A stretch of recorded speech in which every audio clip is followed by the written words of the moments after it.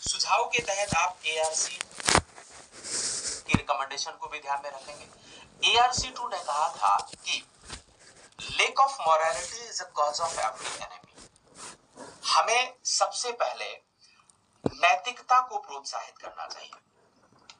नैतिक में या किसी भी कर्मचारी की इफेक्टिविटी को कैसे बढ़ाया जा सकता है, उसके प्रभावशीलता को कैसे बढ़ाया जा सकता है, क्या काम किया जा सकता है, उसके संबंध में स्वच्छ और त्वरित प्रशासनिक कार्यवाही को करना ही सतर्कता कहलाता है।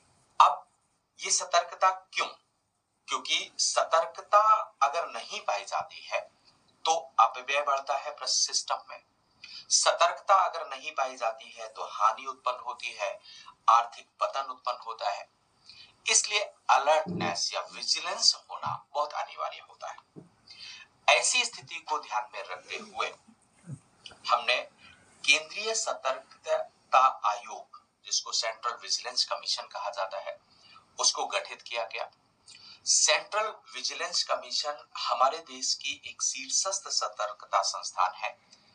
ये किसी भी मंत्रालय या संगठन के अधीन काम नहीं करती है, अपितु ये सीधे संसद के प्रति उत्तरदायी होती है। सीवीसी का मुख्यालय नई दिल्ली में बनाया गया है। नई दिल्ली में रह करके वो अपनी कार्यवाहियों को संचालित करता है। अब बात आती है कि सीवीसी का गठन कैसे किया जाता है। तो भारत में सीवीसी को फरवरी 1964 में के संथानम कमेटी की रिकमेंडेशन पर गठित किया गया था। के संथानम समिति के संथानम की अध्यक्षता में एक भ्रष्टाचार निरोधक समिति के रूप में गठित की गई थी और इसने जो रिकमेंडेशन दिया उसी रिकमेंडेशन के आधार पर सीवीसी को गठित किया गया था। सीवीसी संसद के द्वारा एक अधिनियम पारित करके बनाया गया, जिस अधिनियम को केंद्रीय सतर्कता आयोग अधिनियम 2003 कहा जाता है। इसके माध्यम से इसे एक सांविधिक दर्जा प्रदान किया गया। यह एक बहुसदस्यीय निकाय है, 3 सदस्य इसमें पाए जाते हैं। सीवीसी किसी भी मंत्रालय या विभाग के अधीन काम नहीं करता है, अपितु ये एक स्वतंत्र निकाय के रूप में काम करता है जो केवल संसद के प्रति उत्तरदायी होता है। अप्रैल 2004 में भारत सरकार ने एक संकल्प पारित किया था और उस संकल्प के माध्यम से ये कहा था कि केंद्रीय सतर्कता आयोग भ्रष्टाचार के किसी भी आरोप को प्रकट करने या कार्यालय के दुरुपयोग करने के संबंध में शिकायत प्राप्त कर सकता है और उन शिकायतों पर उचित कार्यवाही कर सकता है। तो 2004 में सीवीसी के अधिकार क्षेत्र को और ज्यादा व्यापक बना दिया गया था। अब इसका कार्य सिर्फ विजिलेंस ना होकर के भ्रष्टाचार जैसी गतिविधियों को उजागर करना और उनके संबंध में कार्यवाही करने का दायित्व भी सौंप दिया गया। सीवीसी का स्ट्रक्चर के बारे में भी चर्चा कर लेते हैं। इस करने के लिए योग्य कि यदि कोई सीवीसी है वो दिवालिया घोषित हो जाता है तो उसे पहले ही पदमुक्त कर दिया, तो वह अन्य आयुक्तों को उनके दुराचरण या अक्षमता के आधार पर भी पदमुक्त किया जा सकता है। यदि वो केंद्रीय सरकार के किसी अनुबंध या कार्य में सहभागिता की शर्तें क्या क्या होती हैं, इनको भी ध्यान रखना है। एक केंद्रीय सतर्कता आयोग वेतन भत्ते और सेवा शर्तें वही प्राप्त करता है जो संघ लोक सेवा आयोग के अध्यक्ष को प्राप्त होती है। अर्थात अगर वो सीवीसी का अध्यक्ष है तो जो वेतन भत्ते संघ लोक सेवा आयोग के अध्यक्ष को प्राप्त होते हैं वो उसे प्राप्त होंगे, और अगर वो अन्य आयुक्त है तो संघ लोक सेवा आयोग के अन्य सदस्यों के बराबर वेतन भत्ते उसको प्राप्त किए जाएंगे। एक शर्त भी है, सीवीसी के कार्यकाल के दौरान उसके वेतन भत्तों में कोई भी अलाभकारी परिवर्तन नहीं किया जाएगा। अर्थात जो वेतन उसको मिल रहा है उसको कम नहीं किया जा सकता है, ये एक कंडीशन होता है, कोई अलाभकारी परिवर्तन नहीं किया जाएगा, ये ध्यान रखना है। सीवीसी के कार्यों में कुछ महत्वपूर्ण स्थितियां बनती हैं। कौन कौन से कार्यों का निर्वहन करता है? तो एक तो आप जानते हैं कि सीवीसी विजिलेंस का काम करता है, सतर्कता का होता है, इसका चरित्र न्यायिक होता है, जुडिशियरी पावर इसके पास होती है और दीवानी न्यायालय की शक्तियां इसको प्राप्त होती हैं। सीवीसी अपनी प्रक्रिया को विनियमित करने का भी अधिकार प्राप्त करता है। भारत का सीवीसी भारत सरकार के विभिन्न विभागों, अधिकारियों, कर्मचारियों से संबंधित भ्रष्टाचार नियंत्रण की एक सर्वोच्च संस्था है जो भ्रष्टाचार को भी रेगुलेट करता है। तीसरी महत्वपूर्ण बात है कि सरकारी संगठनों में विभिन्न प्राधिकारियों को उनके सतर्कता कार्यों की योजना बनाने, उन योजनाओं को निष्पादित करने, उनकी समीक्षा करने और सुलह के अंदर सुधार करने के लिए वो सलाह प्रदान करता है। सीवीसी भ्रष्टाचार या मल प्रैक्टिसेस करना, कुशासन की प्रवृत्तियों को रोकना या आभासी शासन को रोकना या अशासन को रोकना, कार्यालय के दुरुपयोग आदि से संबंध में शिकायतों को सुनता है और उनका निपटारा करता है। एक बात यहां पर ध्यान रखना है कि कुछ ऐसी संस्थाएं और निकाय हैं जो सीवीसी के पास अपनी शिकायतों को दर्ज करवा सकते हैं, जिनमें से केंद्र सरकार दर्ज करवा सकती है, लोकपाल है, या विशल ब्लोइंग करने वाला अधिकारी जो विशल ब्लोइंग करता है, सूचना प्रदाता है या कोई मुखबिर है या सचेतक है, वो भी सीवीसी में शिकायतें दर्ज करवा सकते हैं। इन सब कार्यों को सीवीसी के द्वारा संचालित किया जाता है। एक बात यहां पर ध्यान देने की महत्वपूर्ण है कि सीवीसी कोई इन्वेस्टिगेशन एजेंसी नहीं है, इसके पास इन्वेस्टिगेशन करने का कोई इंस्ट्रूमेंट नहीं होता है। ऐसी स्थिति में सीवीसी की डिपेंडेंसी दूसरी इन्वेस्टिगेशन एजेंसियों के पास होती है। अगर सीवीसी को कोई इन्वेस्टिगेशन करवाना होता है तो वो सीबीआई से करवाता है। सीबीआई से इन्वेस्टिगेशन करवाने के बाद जो रिपोर्ट आती है, उस रिपोर्ट का समेकन करने के बाद वो राष्ट्रपति के समक्ष अपनी रिपोर्ट को प्रस्तुत करता है। राष्ट्रपति का यह दायित्व होता है कि जो रिपोर्ट सीवीसी ने भेजी है वो संसद के दोनों सदनों पर वो रखवाएगा और वहां पर डिस्कशन किया जाएगा। सीवीसी के दायित्वों को सर्वोच्च न्यायालय ने भी बढ़ाने में महत्वपूर्ण भूमिका निभाई है। ये कुछ काम है सीवीसी के जो करता है। दो बातों में आपको सीवीसी पूरा ध्यान रखने की आवश्यकता है। एक तो सीवीसी विजिलेंस है जो एक्टिव करता है गवर्नेंस को, और दूसरा भ्रष्टाचार को निरोधित करता है, कमजोर करने की बात करता है। ये आपका सीवीसी। आइए हम लोग बात करते हैं आज विशल ब्लोइंग प्रोटेक्शन एक्ट पर या विशल ब्लोअर संरक्षण अधिनियम के संबंध में। क्या होता है विशल ब्लोइंग संरक्षण अधिनियम? ये कानून किसी ऐसे व्यक्ति की रक्षा करने के लिए निर्मित किया गया है जो किसी भी कथित तौर पर गलत कामों को उजागर करता है, कुशासन, भ्रष्टाचार, अधर्म, धोखाधड़ी, कुप्रबंधन, सरकार की इन सभी अव्यवस्थाओं को या किसी प्रशासन की इन अव्यवस्थाओं को जो व्यक्ति उजागर करता है, उस व्यक्ति को संरक्षित करने के लिए, सुरक्षा प्रदान करने के लिए जो अधिनियम निर्मित किया गया, उस अधिनियम को विशल ब्लोइंग संरक्षण अधिनियम कहा जाता है। इस अधिनियम का उद्देश्य देश की नौकरशाही में व्याप्त भ्रष्टाचार को खत्म करने की मुहिम को तेज करना है, ताकि लोगों को अवेयर किया जा सके, लोगों को अलर्ट किया जा सके और वो विशल ब्लोइंग का काम करना शुरू करें।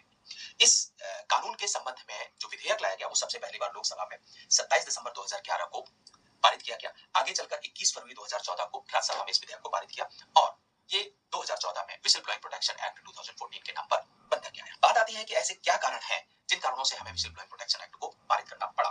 तो ऐसे कई कारण हैं। देखिए, प्रशासन तंत्र में भ्रष्टाचार विद्यमान था और भ्रष्टाचार को जो व्यक्ति उजागर करता था, विशल ब्लोइंग करता था, उस व्यक्ति का जीवन असुरक्षित हो जाता था। सर्वोच्च न्यायालय ने कई निर्णयों में विशल ब्लोइंग की पेशकश की थी। एक केस सुप्रीम कोर्ट ने 2003 में देखा था सत्येंद्र दुबे का, जिन्होंने national highway authority of India में विद्यमान कदाचार को और भ्रष्टाचार को उजागर किया था। जब उन्होंने उस बात को उजागर किया सत्येंद्र दुबे ने, तो उन्हें अपने जीवन से हाथ धोना पड़ा। ऐसे कई मुकदमे सर्वोच्च न्यायालय में आए भ्रष्टाचार के, अनियमितता, कुताही बरतने के शासन में या कुप्रशासन के कई तरीके के ऐसे मामले आते थे। अगर इन मामलों को उजागर किया जाता था तो विशल ब्लोइंग करने वाले व्यक्ति को मार दिया जाता था, ठेकेदारों के द्वारा, अधिकारियों के द्वारा, राजनेताओं के द्वारा, क्योंकि बहुत सारे मामलों में राजनेता भी इन्वॉल्व हुआ करते थे भ्रष्टाचार में। तो ऐसी स्थिति में यह महसूस किया गया, यह आवश्यकता महसूस की गई कि हमें विशल ब्लोइंग करने वाले व्यक्ति को या अलर्ट या अलार्म करने वाले व्यक्ति को सुरक्षित करने के लिए प्रावधान करने चाहिए। मार्च 2011 में सुप्रीम कोर्ट ने देश में विशल ब्लोइंग के संरक्षण के लिए दिशा निर्देशों को जब सुप्रीम कोर्ट से मांगा गया तो सुप्रीम कोर्ट ने दिशा निर्देश जारी करने से इनकार कर दिया, क्योंकि सुप्रीम कोर्ट ने यह कहा कि सुप्रीम कोर्ट कानून बनाने की शक्ति नहीं रखता है। लेकिन सुप्रीम कोर्ट ने सरकार को यह आगाह भी किया कि सरकार को इस क्षेत्र में सशक्त कदम उठाने चाहिए। आगे चलकर के अगस्त 2013 जस्टिस के.एस. राधाकृष्णन और जस्टिस अर्जन कुमार सीकरी की पीठ ने एक फैसला सुनाया। भ्रष्टाचार निरोधक अधिनियम 1988 के तहत उन्होंने इस फैसले को सुनवाया और विशल ब्लोइंग करने वाले व्यक्तियों को संरक्षित करने की पेशकश की। तो सुप्रीम कोर्ट के बहुत सारे डिसीजंस को ध्यान में रखते हुए विशल ब्लोइंग्स को आगे चलकर के 2014 में पारित कर दिया। तो आप ऐसा कह सकते हैं कि सुप्रीम कोर्ट की विशल ब्लोइंग को उजागर करने में एक महत्वपूर्ण भूमिका रही। जो विशल ब्लोइंग प्रोटेक्शन एक्ट लाया गया 2014 में, जो पारित किया गया, बनाया गया, उसकी अनेक विशेषताएं हैं। यह अधिनियम किसी भी लोक सेवक के खिलाफ भ्रष्टाचार या शक्ति के दुरुपयोग या उसके विवेकाधिकार के दुरुपयोग के आरोपों को प्रकट करने वाले व्यक्ति को सुरक्षा प्रदान करता है। जो व्यक्ति उसकी खुलासा करता है उसको सुरक्षित करने के तमाम इंतजाम करने की प्रयास करता है। दूसरी बात, अधिनियम इस तरह की शिकायत करने वाले व्यक्ति को, जो व्यक्ति है, पीड़ित के खिलाफ पर्याप्त सुरक्षा प्रदान करने की पेशकश करता है। अधिनियम सक्षम प्राधिकारी के समक्ष एक सार्वजनिक सेवक सहित किसी भी व्यक्ति को सार्वजनिक हित का खुलासा करने की अनुमति प्रदान करता है। कानून के विभिन्न सक्षम अधिकारियों को विस्तृत रूप से परिभाषित किया जाता है कि कौन सा अधिकारी किस क्षेत्र में काम कर रहा है। उदाहरण के लिए किसी भी केंद्रीय मंत्री के खिलाफ शिकायत करने का सक्षम अधिकारी प्रधानमंत्री होता है। अगर केंद्रीय मंत्री ने भ्रष्टाचार किया है तो प्रधानमंत्री के समक्ष उसकी शिकायत की जा सकती है। हाँ, इस अधिनियम में यह भी प्रावधान किया गया है कि जो भी व्यक्ति विसिल ब्लोइंग करेगा उसकी आइडेंटिफिकेशन का अनिवार्य होना चाहिए ताकि दुरुपयोग ना हो सके, उसकी पहचान करनी चाहिए। गुमनाम तरीके से शिकायतों को नहीं सुना जाएगा। हालांकि जो व्यक्ति शिकायत करेगा उसको संरक्षित करने का प्रावधान किया गया। तो अधिनियम के तहत विसिल ब्लोइंग में अनेक प्रावधान किए गए हैं। अगर यह अधिनियम ठीक ढंग से सक्रिय हो जाता है, काम करना शुरू कर देता है, तो इससे अनेक प्रकार के लाभ प्राप्त होंगे। एक तो भ्रष्टाचार को नियंत्रित किया जा सकेगा, भ्रष्टाचार को नियंत्रित किया जा सकेगा क्योंकि नियंत्रित करने में अवेयरनेस बढ़ेगा, विसिल ब्लोइंग्स और ज्यादा सक्रिय होंगे। विसिल ब्लोअर सक्रिय होंगे तो नौकरशाहों, राजनेताओं और मंत्रियों का जो भ्रष्टाचार करने में या अनियमितता करने में उत्साह बढ़ा हुआ है, उस उत्साह को रोका जा सकेगा। तो भ्रष्टाचार जैसी गतिविधियों को या अनियमितता की गतिविधियों को निरुत्साहित किया जा सकेगा। ये विजिलेंस का एक सपोर्ट करता है, ये लोकपाल को एक सपोर्ट करता है। इन सभी संगठनों को, अर्थात आप कह सकते हैं कि जितनी भी इंटेलिजेंस और जांच समितियां हैं, उन सभी इंटेलिजेंस और जांच समितियों को विसिल ब्लोइंग के माध्यम से सहयोग प्राप्त हो सकेगा और वो पारदर्शिता को बढ़ाने में कारगर भूमिका निभाएंगे। तो 2014 में पारित हुआ यह अधिनियम कारगर साबित हो सकता है, लेकिन इस अधिनियम में अभी भी बहुत सारी जटिलताएं विद्यमान है, जिस कारण से विसिल ब्लोइंग बहुत सक्रिय तरीके से कामयाब नहीं हो पाया। सबसे पहली बात की, जब तक इस क्षेत्र में हम सक्रिय कदम नहीं उठाते हैं, तब तक विसिल ब्लोइंग प्रोटेक्शन एक्ट एक महज पेपर टाइगर बनकर के रह जाता है। ये कागजों में है, कागज का घोड़ा कहा जाता है इसको। अभी तक व्यवहारिक जगत में ना तो विसिल ब्लोअर्स पाए जाते हैं, ना वो अलर्ट करते हैं, सामने भ्रष्टाचार होते हुए देखा जाता है, लेकिन कोई उजागर नहीं किया जाता है। तो सबसे पहली बात तो हमें ये काम करने की आवश्यकता है कि इसको क्रियान्वित करने के लिए सक्रिय कदम उठाए जाने चाहिए। दूसरी बात है, इस कानून में विसिल ब्लोइंग के लिए किसी भी वित्तीय प्रोत्साहन का काम नहीं किया गया है, और जब तक आप वित्तीय प्रोत्साहन नहीं करेंगे या फाइनेंशियल इंसेंटिव प्रदान नहीं करेंगे, तब तक लोगों का उत्साह इसमें नहीं बढ़ता है। तो हमें वित्तीय प्रोत्साहन की व्यवस्था करनी चाहिए। तीसरी बात, शिकायतकर्ता पर हमला करने वाले के लिए किसी प्रकार के जुर्माने की व्यवस्था इस अधिनियम में नहीं की गई है।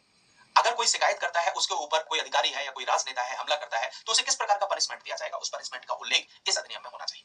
चौथी महत्वपूर्ण बात है कि आयकर, खुफिया और आपराधिक जांच निदेशालय विसिल ब्लोअर के लिए सशक्त एकमात्र एजेंसियों में से एक है। तो ये आपको कुछ जटिलताएं हैं, जिन जटिलताओं का यह अधिनियम सामना कर रहा है। इस विसिल ब्लोइंग पर जो सवाल बन सकता है वो इस तरीके से सवाल बनेगा। हालांकि एक सवाल 2015 में पूछा गया था, लेकिन उस सवाल को आधार बना करके एक मैंने नया सवाल बनाया है, जिसको आपको ध्यान रखना है। यदि विसिल ब्लोअर्स अधिनियम 2014 को सक्रिय कर दिया जाता है, तो हो सकता है कि सुरक्षा प्रदान करने के लिए कोई बचे ही ना समालोचनात्मक मूल्यांकन कर सके। ये एक फिलोसॉफिक अप्रोच का प्रश्न है जो ये कह रहा है, इस प्रश्न को अगर समझा जाए कि अगर विसिल ब्लोइंग प्रोटेक्शन एक्ट को सक्रिय कर दिया जाता है तो विसिल ब्लोअर को सुरक्षित करने के लिए कोई बचेगा ही नहीं। इसका मतलब है कि पूरे सिस्टम में भ्रष्टाचार विद्यमान है, हर अधिकारी, हर राजनेता भ्रष्टाचार में लिप्त है। ऐसी स्थिति में फिर विसिल ब्लोइंग करने वाले व्यक्ति को कौन सुरक्षित करेगा? तो इस प्रश्न के जवाब में आप क्या-क्या लिखेंगे, ये ध्यान रखना है। सबसे पहली बात तो आप विसिल ब्लोअर कानून क्या है ये बताइए। इसके बाद इस कानून की सक्रियता के परिणाम बताइए कि सक्रियता के क्या-क्या परिणाम होंगे। फिर आप बताइए कि अगर कानून को सक्रिय कर दिया जाता है तो भ्रष्टाचार की स्थिति में क्या प्रभाव पड़ेगा। तो हमें भारत में विद्यमान भ्रष्टाचार की भी चर्चा करनी होगी। आप जानते हैं कि ट्रांसपेरेंसी इंटरनेशनल ने कहा था कि दुनिया में 80वां स्थान है आपका भ्रष्टाचार के मामले में, मतलब अव्वल स्थिति रखते हैं। अभी 4 दिन पहले एक रिपोर्ट आई है जिसमें यह कहा गया है कि एशिया में सबसे ज्यादा भ्रष्टाचार भारत में विद्यमान है। तो जब ऐसी भ्रष्टाचार की स्थिति विद्यमान है तो क्या इसका उन्मूलन संभव हो पाएगा, इसको आप चर्चा करेंगे। फिर आप बताएंगे, कुछ सुझाव दे देंगे। सुझाव के तहत आप ARC2 की रिकमेंडेशन को भी ध्यान में रखेंगे। ARC2 ने कहा था कि lack of morality is a cause of every enemy. हमें सबसे पहले नैतिकता को प्रोत्साहित करना चाहिए। नैतिकता के अभाव में प्रशासन की सभी बीमारियों का जन्म होता है।